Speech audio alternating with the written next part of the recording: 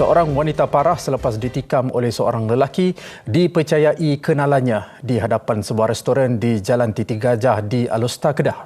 Mangsa yang juga seorang ejen hartanah berusia 35 tahun itu ditikam di bahagian leher ketika berada dalam sebuah kenderaan kira-kira jam 9:19 malam semalam. Menurut Ketua Polis Daerah Kota Star, Assistant Commissioner Syed Basri Syed Ali, suspek lelaki berusia 32 tahun itu dipercayai menaiki kereta bersama wanita terbabit. Katanya kereta jenis Mazda 3 itu adalah milik mangsa dan suspek dipercayai berada di sebelah tempat duduk pemandu ketika kejadian berlaku. Mangsa yang juga ibu tunggal dua anak itu mengalami luka tikaman yang menembusi bahagian kiri hingga kanan leher.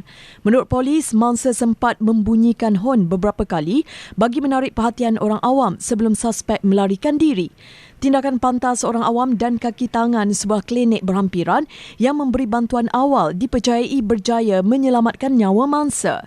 Wanita terbabit kemudiannya dihantar ke Hospital Sultanah Bahiyah untuk rawatan dan mangsa kini dilaporkan stabil.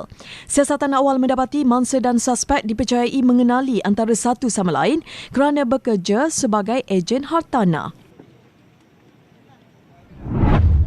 Sementara itu, suspek berjaya ditahan dengan bantuan unit anjing pengesan K9 kira-kira jam 1.50 pagi tadi ketika bersembunyi di kawasan masjid di Taman Uda.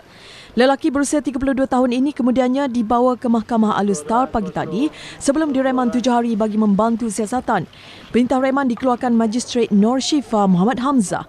Sementara itu, Ketua Polis Kedah Datuk Azli Abu Shah dalam sidang media di Ibu Pejabat Polis Kontingen IPK Kedah siang tadi berkata pihaknya percaya cemburu atau cinta tidak berbalas menjadi motif kejadian.